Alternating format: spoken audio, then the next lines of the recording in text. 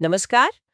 आज हम पैसे की बात करेंगे, पर शायद थोड़ी अलग तरह से। हाँ, बिल्कुल। हम डेविड बाक की एक बहुत ही फेमस किताब है द ऑटोमेटिक मिलियनेयर, उसके आइडियाज को समझने की कोशिश करेंगे। अच्छा। हमारे पास ना इसके एक ऑडियो बुक सारांश के कुछ हिस्से हैं और हमारा आज का मिशन ये समझना है कि भाई कैसे आप बिना वो रोज रोज के बजट की झंझट के और अपनी इच्छा शक्ति पर डिपेंड हुए बिना फाइनेंशियली सफल हो सकते हैं। ये तो बहुत इंटरेस्टिंग है। अक्सर ऐसा लगता है जैसे हम किसी फाइनेंशियल ट्रेडमिल पर भाग रहे हैं, है ना? बिल्कुल। मेहनत करते हैं, कमाते भी हैं। लेकिन महीने के आखिर में लगता है कि कुछ बचा ही नहीं, आगे नहीं बढ़ पाए। सही बात है। और लोग सोचते रहते हैं अगली बार सैलरी बढ़ेगी तब देखेंगे, हाँ। या थोड़ा टाइम मिलेगा तो इन्वेस्टमेंट सीखेंगे। पर वो सही वक्त वो आता ही नहीं अक्सर। कभी नहीं आता।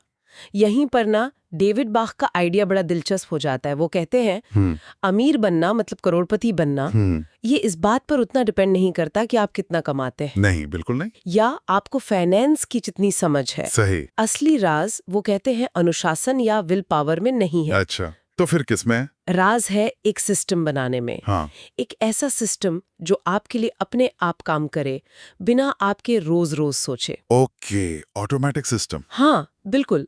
और ये कोई मतलब हवा हवाई बात नहीं है।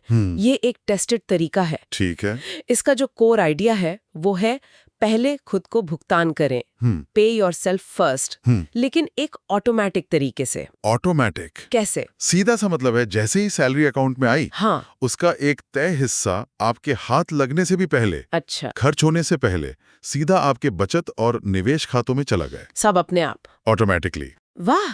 तो आज हम इसी ऑटोमेटिक सिस्टम को समझने वाले हैं। हाँ। ये काम कैसे करता है, इसके पीछे की फिलॉसफी क्या है, और बाक क्यों मानते हैं कि ये पारंपरिक बजट वाली माथापच्ची से बेहतर है। बिल्कुल, इसी पर बात करते हैं जो ऑडियो बुक सारांश से पता चला है। तो सबसे पहले ये जो पारंपरिक तरीके हैं बजट बनाना, उस पे टिके रहना, ये अक्सर फेल क्यों हो जाते हैं? देखिए, बाक का मानना है कि बजट बनाना और फिर विल पावर पर निर्भर रहना ये ज्यादातर लोगों के लिए काम नहीं करता। क्यों? क्योंकि जिंदगी अनप्रिडिक्टेबल है ना। हाँ वो तो है। कभी कोई अचानक बड़ा खर्चा आ गया, किसी महीने इनकम थोड़ी कम हो गई, बस हो गया सारा प्लान चौपट।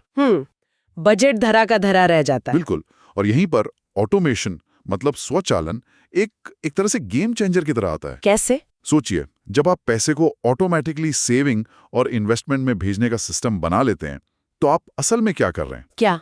आप सबसे बड़े गड़बड़ करने वाले फैक्टर को, यानी खुद इंसान और उसकी भावनाओं को इक्वेशन से बाहर कर रहे हैं। ओह अच्छा, मतलब इमोशंस को हटा देना। हाँ, बाजार ऊपर जाए नीचे जाए, आपका मूड अच्छा हो या बुरा, पैसा तय तारीख पर इन्वेस्ट हो जाता है। इसमें कंसिस्टेंसी है, स्थिरता है। तो ये रोज रोज की जो दिमाग में लड़ाई चलती है, आज बचाऊं या खर्च कर दूं, वो खत्म। एग्जैक्टली। हमारी रोज की जो फाइनेंशियल विल पावर है ना, वो लिमिटेड होती है। बाक कहते हैं ऑटोमेशन हमें रोजाना बचत करने का डिसीजन लेने से बचाता है। ये बात तो सही है। जब डिसीजन लेने की जरूरत ही नहीं तो गलती की गुंजाइश कम हो जाती है, सफलता की संभावना बढ़ जाती है। तो ये पैसे बचाने को एक अदृश्य सहज आदत बना देता है। बिल्कुल, आपको सोचना ही नहीं पड़ता, ये बस होता रहता है बैकग्राउंड में। वाह, ये तो कमाल का नजरिया है। डिसीजन मेकिंग को ऑटोमेट करना, सिर्फ सेविंग को नहीं। और इसी सहजता से जुड़ा है किताब का सबसे famous concept, the latte factor. हाँ, लाटे फैक्टर थोड़ा बदनाम भी है शायद। हाँ, लगता है जैसे सारी प्रॉब्लम सुबह की महंगी कॉफी में ही है। हाँ, नाम थोड़ा मिसलीडिंग हो सकता है। देखिए, ये सिर्फ कॉफी के बारे में नहीं है। तो फिर? ये उन सभी छोटे छोटे रोज के खर्चों का सिंबल है जिन पर हम अक्सर ध्यान नहीं देते। अच्छा। लेकिन जो मिलकर हमारी जेब पर बड़ा असर डालते हैं। ये वो लीकेज पॉइंट्स हैं जिनसे पैसा धीरे धीरे निकलता रहता है। हाँ, किताब में उदाहरण भी थे इसके, जैसे रोज बाहर से पानी की बोतल खरीदना। हाँ, या ऑफिस के पास वाला महंगा सैंडविच। वो मैगजीन या ऐप सब्सक्रिप्शन जिनका हम यूज भी नहीं करते। बिल्कुल। या फिर रात को बैठे बैठे ऑनलाइन कुछ इम्पल्सिवली खरीद लेना। ये सब अपने आप में तो छोटी रकम लगती हैं, 50 रुपए, 100 रुपए। लगती छोटी हैं, लेकिन बाक कहते हैं कि इन छोटे खर्चों को पहचानना और उस पैसे को, चाहे वो दिन का 50 रुपए ही क्यों ना हो, ऑटोमेटिकली इन्वेस्ट करना शुरू करना समय के साथ कमाल कर सकता है। कमाल मतलब? यहाँ पर कंपाउंड इंटरेस्ट की पावर काम करती है। चक्रवृद्धि ब्याज। वो छोटी रकम जब रेगुलरली इन्वेस्ट होती है, सालों में एक बड़ी संपत्ति बन सकती है। किताब में तो यहाँ तक कहा गया है कि इससे 7 फिगर फॉर्चून, मतलब $10 लाख, या इंडिया में करोड़ों रुपए। हाँ, उतना बनाना भी मुमकिन है, थ्योरेटिकली तो बिल्कुल मुमकिन है। लेकिन क्या सच में रोज की कॉफी छोड़ने से कोई करोड़पति बन सकता है? ये थोड़ा ज्यादा नहीं लगता? ये सवाल बिल्कुल जायज है। देखिए, पॉइंट सिर्फ कॉफी या बोतल का नहीं है। अच्छा। पॉइंट है उस प्रिंसिपल का, उस रेगुलरिटी का। ओके। लाटे फैक्टर हमें बस अलर्ट करता है कि हम कहाँ कहाँ फालतू खर्च कर रहे हैं। जरूरी नहीं कि आप अपनी फेवरेट चीज बिल्कुल छोड़ दें। तो फिर क्या करें? शायद आप हफ्ते में 5 दिन की बजाय 3 दिन बाहर कॉफी पिएं या घर से पानी लेकर जाएं। वो जो पैसा बचा, उसे अगर आप कंसिस्टेंटली और ऑटोमेटिकली इन्वेस्ट करते हैं तो टाइम और कंपाउंडिंग अपना मैजिक दिखाते हैं। तो ये कंजूस बनने के बारे में नहीं है? नहीं, बिल्कुल नहीं। ये अपने पैसे के बारे में जागरूक होने के बारे में है और उसे अपने लिए काम पर लगाने के बारे में है, ऑटोमेटिकली। ठीक है, ये सिद्धांत तो समझ आ गया, पर इस ऑटोमेटिक सिस्टम को प्रैक्टिकली बनाएं कैसे? स्टेप्स क्या हैं? वाह, इसे बहुत सिंपल रखते हैं। पहला और सबसे इंपॉर्टेंट स्टेप, पहले खुद को ऑटोमेटिकली भुगतान करें। ओके। इसका सीधा मतलब है, जैसे ही सैलरी आए उसी दिन। हाँ। उसी दिन आपके मेन बैंक अकाउंट से एक फिक्स्ड अमाउंट ऑटोमेटिकली कटकर आपके इन्वेस्टमेंट या रिटायरमेंट अकाउंट में चला जाना चाहिए। ये ट्रांसफर आपको सेटअप करना होगा, बस एक बार। और ये अकाउंट कोई भी हो सकता है, जैसे इंडिया में पीपीएफ, एनपीएस या कोई म्यूचुअल फंड, एसआईपी? हाँ, बिल्कुल।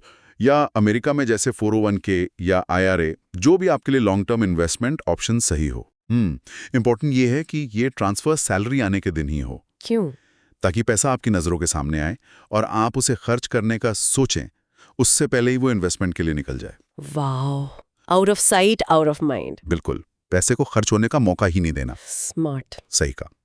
और बात कहते हैं कि ये ऑटोमेशन सिर्फ रिटायरमेंट सेविंग्स तक ही मत रखो। अच्छा, और कहाँ? अपने जरूरी बिल पेमेंट ऑटोमेट करो। बिजली, पानी, फोन, क्रेडिट कार्ड का मिनिमम पेमेंट। हालांकि पूरा पेमेंट करना हमेशा बेहतर होता है। अगर होम लोन है तो उसकी EMI ऑटोमेट करो, यहां तक कि अपने इमरजेंसी फंड के लिए भी हर महीने एक छोटी रकम ऑटोमेटिकली ट्रांसफर होने दो। तो लक्ष्य एक ही है, मानवीय दखल कम करना। हाँ, टालमटोल और इमोशंस को पैसे के मैनेजमेंट से जितना हो सके दूर रखना। इसी से जुड़ा किताब में घर खरीदने पर भी काफी जोर है ना? मैंने सुना कि बैंक होम लोन जल्दी चुकाने का भी एक ऑटोमेटिक तरीका बताते हैं। हाँ, वो घर के मालिकाना हक को वेल्थ बिल्डिंग का एक इम्पॉर्टेंट टूल मानते हैं। अच्छा। और लोन जल्दी चुकाने के लिए वो एक automatic by weekly payment plan suggest करते हैं, मतलब हर 2 हफ्ते में पेमेंट। हर 2 हफ्ते में? वो कैसे? आप अपनी मंथली EMI को आला कर लीजिए।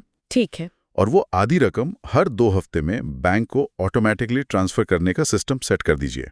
ओके। तो साल में 52 हफ्ते होते हैं, मतलब 26 बार आधी EMI जाएगी। बिल्कुल। जो कुल मिलाकर 13 पूरी मंथली EMI के बराबर हो गया, जबकि नॉर्मली आप साल में 12 EMI देते हैं। अरे वाह, तो एक एक्स्ट्रा EMI हर साल अपने आप चली जाती है? एग्जैक्टली। और इसका रिजल्ट ये होता है कि आपका होम लोन कई साल पहले खत्म हो जाता है। अच्छा। और आप इंटरेस्ट पर हजारों, यहां तक कि लाखों रुपए बचा लेते हैं। वाह। साथ ही घर में आपकी इक्विटी यानी आपकी हिस्सेदारी तेजी से बढ़ती है। और ये सब कैसे होता है? सिर्फ एक बार वो ऑटोमेटिक सिस्टम सेट करने से। तो मतलब ये पूरा सिस्टम एक बार सेट कर दो, फिर ये अपने आप चलता रहता है? यही तो इसकी खूबसूरती है। ये इनर्शिया मतलब जड़ता के सिद्धांत पर काम करता है। अच्छा। एक बार आपने पहिया घुमा दिया तो वो घूमता रहता है, आपको रोज धक्का नहीं लगाना। सही है। आपने ऑटोमेटिक ट्रांसफर सेट कर दिए, ऑटोमेटिक बिल पेमेंट लगा दिए, और बस आप अपनी जिंदगी जी रहे हैं, सो रहे हैं, छुट्टियां मना रहे हैं, और बैकग्राउंड में आपका पैसा आपके लिए काम कर रहा है, धीरे धीरे वेल्थ बना रहा है। रोज की चिंता खत्म। हाँ, हालांकि साल में एक बार अपने इन्वेस्टमेंट्स को रिव्यू करना अच्छा है, पर वो रोज की टेंशन खत्म हो जाती है। और अगर किसी को अभी भी डाउट हो कि ये तरीका सच में काम करता है या नहीं, खासकर हम जैसे एवरेज इनकम वाले लोगों के लिए, तो किताब की शुरुआत में एक कहानी है, बहुत इंस्पायरिंग। हाँ, वो कहानी वाकई कमाल की है। एक आम अमेरिकी कपल की कहानी है। कौन थे वो? पति ऑटो मैकेनिक थे। हाँ। पत्नी हेयर स्टाइलिस्ट। ओके। मतलब उनकी कमाई कोई बहुत ज्यादा नहीं थी। हाँ। एक नॉर्मल मिडिल क्लास इनकम। ठीक है। लेकिन उन्होंने सालों तक लगातार हाँ। इसी पहले खुद को ऑटोमेटिकली पे करें और लाटे फैक्टर वाले प्रिंसिपल्स को फॉलो किया। और नतीजा क्या हुआ उनका? नतीजा हैरान करने वाला था। हाँ? उन्होंने बिना किसी लोन के 2 घर खरीदे। 2 घर? वाह। अपने बच्चों को कॉलेज भेजा। हाँ। और जब वो रिटायर हुए तो उनके पास $1 मिलियन से ज्यादा की सेविंग्स थी। $1 मिलियन? वो भी नॉर्मल नौकरी से? हाँ, $10 लाख से ज्यादा। ये कहानी तो वाकई बहुत मोटिवेटिंग है। ये इसीलिए इतनी पावरफुल है क्योंकि ये दिखाती है कि फाइनेंशियल सक्सेस के लिए आपको कोई हाई फ्लाइंग CEO या फाइनेंस विजार्ड होने की जरूरत नहीं है। ये सिस्टम हर किसी के लिए काम कर सकता है, चाहे आपकी इनकम कितनी भी हो। ये इस बात पर मोहर लगाती है कि असली कमाई से ज्यादा जरूरी है कि आप कितना और कितनी रेगुलरली बचाते और इन्वेस्ट करते हैं। बिल्कुल स्थिरता और ऑटोमेशन ही असली गेम चेंजर हैं। तो अगर हम आज की पूरी चर्चा को समेटें तो मेन मैसेज क्या है? मैसेज बहुत क्लियर और सिंपल है। एक परफेक्ट बजट बनाने की कोशिश छोड़ दीजिए। हाँ, और उस पर टिके रहने के लिए अपनी विल पावर पर निर्भर रहना भी छोड़िए। तो फिर क्या करें? इसके बजाय अपनी सेविंग्स और इन्वेस्टमेंट्स को ऑटोमेट कीजिए। हाँ, अपने पर्सनल लाटे फैक्टर को पहचानिए, वो छोटे फालतू खर्चे जो जेब खाली कर रहे हैं, और उस पैसे को बचाने के लिए ऑटोमेटिक ट्रांसफर सेटअप कीजिए। चाहे शुरुआत में रकम छोटी ही क्यों ना हो, 500 रुपए महीना, 1000 रुपए महीना, इट्स ओके। बिल्कुल छोटी शुरुआत चलेगी। फिर बस कंपाउंड इंटरेस्ट की ताकत को अपना काम करने दीजिए। समय के साथ छोटी बचतें भी बड़ा कमाल कर सकती हैं। और हाँ, चलते चलते एक आखिरी बात जो इस किताब की फिलॉसफी से ही निकलती है। बताइए। बाख के सिस्टम एक बहुत पावरफुल पहलू है, इसे सेट करें और भूल जाएं। Set it and forget it. Set it and forget it. हाँ, देखिए शुरुआत में सिस्टम सेट करने में थोड़ी मेहनत लगेगी। अकाउंट चुनना, ऑटोमेटिक ट्रांसफर सेट करना, थोड़ा अनुशासन चाहिए। सही है। लेकिन एक बार ये हो गया तो असली काम खत्म। फिर आपको रोज रोज इसे देखना या बदलना नहीं है। ये बैकग्राउंड में चुपचाप काम करता रहता है। ये सुनने में बड़ा सुकून देने वाला लगता है भी, क्योंकि इससे न सिर्फ फाइनेंशियल फ्रीडम का रास्ता खुलता है, बल्कि एक तरह की मानसिक शांति भी मिलती है, मेंटल पीस। वो कैसे? पैसे के मैनेजमेंट का जो एक लगातार बोझ हमारे दिमाग पे रहता है ना, क्या बचाना है, कहाँ लगाना है, बिल भरे या नहीं, हाँ वो तो रहता है। वो काफी हद तक कम हो जाता है। शायद असली वेल्थ वो फाइनेंशियल सिक्योरिटी नहीं, बल्कि ये मेंटल सुकून है जो इस ऑटोमेटिक सिस्टम को अपनाने से मिलता है। वाह, ये आपको अपनी जिंदगी जीने की, अपनी शर्तों पर जीने की ज्यादा आजादी देता है। बिल्कुल सही कहा। तो ये थी डेविड बाख की किताब दी ऑटोमेटिक मिलियनेयर के पीछे की सोच और तरीकों पर हमारी आज की ये गहरी बातचीत। उम्मीद है आपको इसमें अपने लिए कुछ काम की बातें जरूर मिली होंगी और शायद आप भी अपने फाइनेंस को थोड़ा ऑटो पायलट पर डालने के बारे में सोचेंगे। सोचना चाहिए। धन्यवाद। यदि इस वीडियो ने आपके जीवन में कुछ वैल्यू ऐड किया है तो सब्सक्राइब कीजिए और लाइक कीजिए।